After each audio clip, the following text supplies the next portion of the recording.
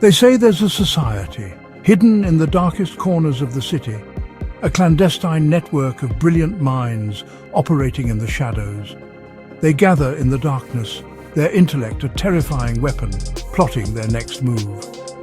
The rumors whisper of impossible crimes, of lives extinguished like flickering candles, leaving no trace behind. The police call them phantoms, figments of an overactive imagination, but the evidence suggests otherwise. But the whispers persist, fueled by fear and the chilling possibility of their existence spreading like wildfire. These aren't your everyday killers, driven by rage or greed. They are something far more sinister. They operate on a different plane, their motives as intricate as a spider's web, weaving a complex tapestry of deceit. They kill for the sheer intellectual thrill of it, the pleasure of outsmarting everyone, leaving a trail of confusion.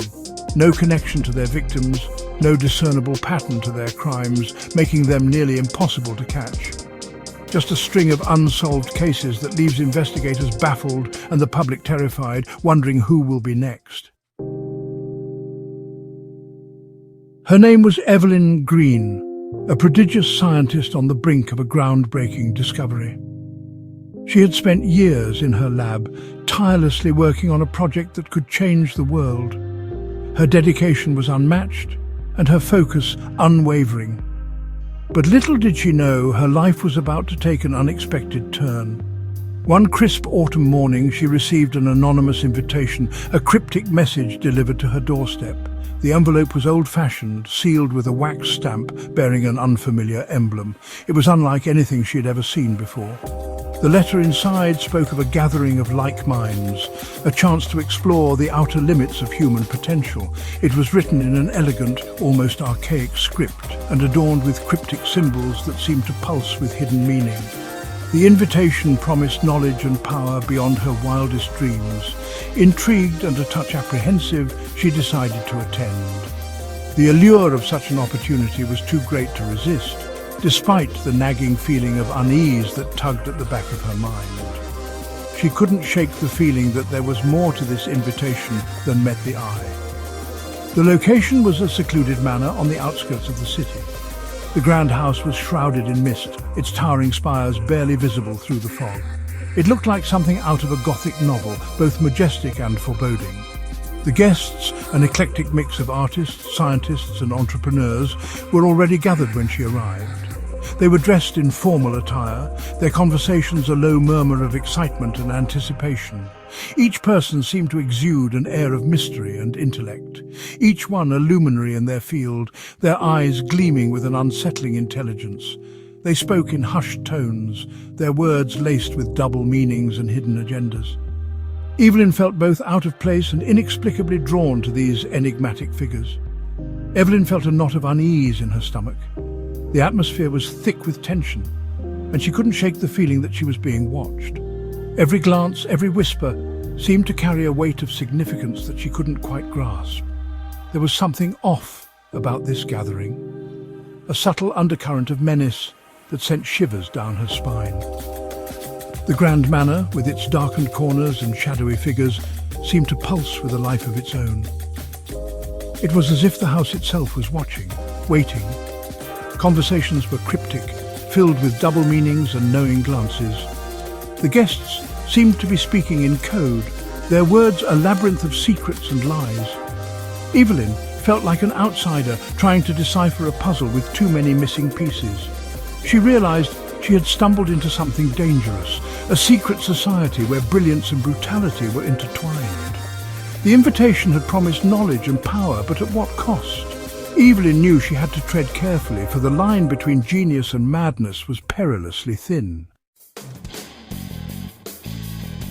Their methods were as intricate as clockwork, each member playing a specific role. They chose their victims carefully, individuals who wouldn't be missed, whose disappearances could be easily explained away. Their weapon of choice? Knowledge. They exploited their victims' weaknesses, their deepest fears, using them to orchestrate the perfect crimes. The police were always one step behind, chasing shadows and dead ends. The society moved like phantoms, leaving no trace of their existence. They communicated through coded messages, their meetings shrouded in secrecy. They were masters of deception, their brilliance a double-edged sword that both captivated and terrified. Dr. Julian Frost, the Society's enigmatic leader, was a study in contrasts. On the surface, he appeared to be a man of great intellect and compassion, but beneath that facade lay a mind as cold and calculating as a machine.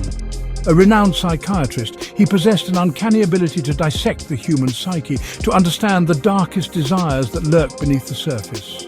His patients often left his office feeling exposed, as if he had peered into the very depths of their souls. His eyes, though, held a chilling detachment, a void where empathy should have resided. They were the eyes of a man who had seen too much, who had perhaps lost a part of his humanity along the way. Then there was Anya Volkov, a former KGB operative with a talent for blending in. She could disappear into a crowd in an instant, her presence as fleeting as a shadow.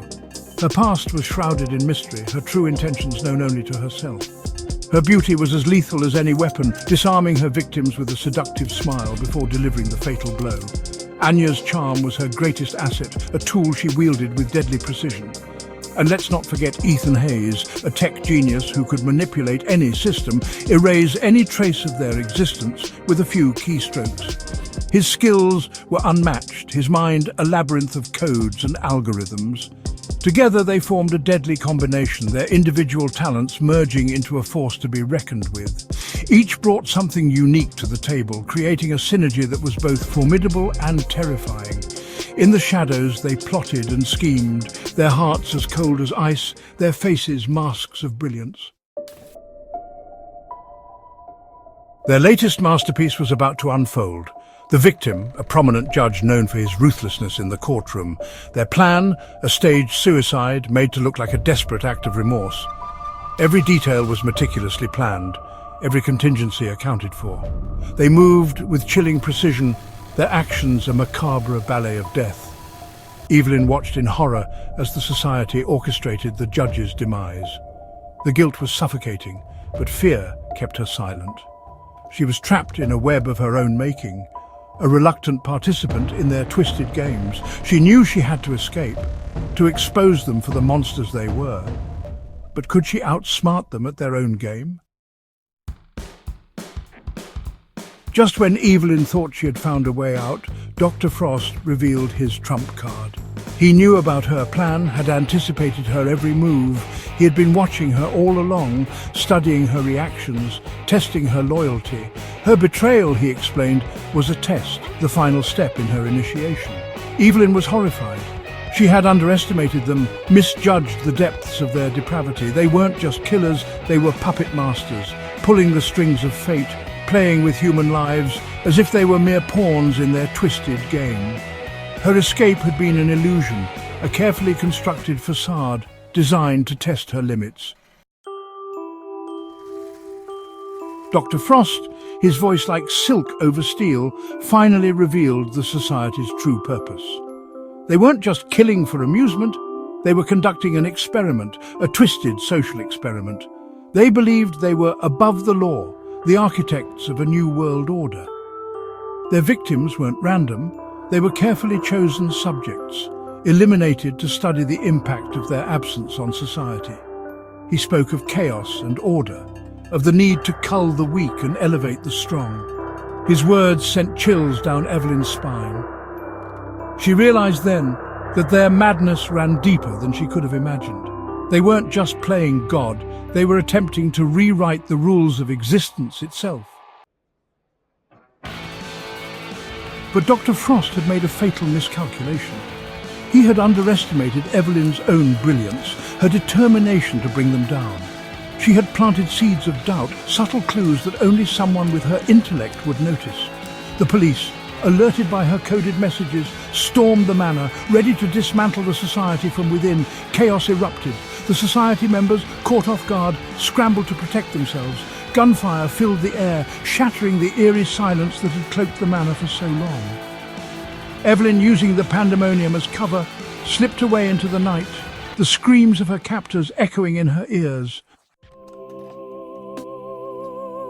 The raid was a success. The society, exposed and decimated, ceased to exist.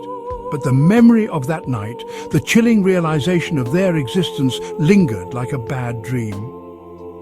Evelyn knew that the world was not a safe place, that monsters lurked in the shadows, their intelligence a double-edged sword. She had stared into the abyss and emerged forever changed. The scars, both physical and emotional, served as a constant reminder of the darkness that lay hidden beneath the surface of society. The game was over, but the nightmare she knew would never truly end.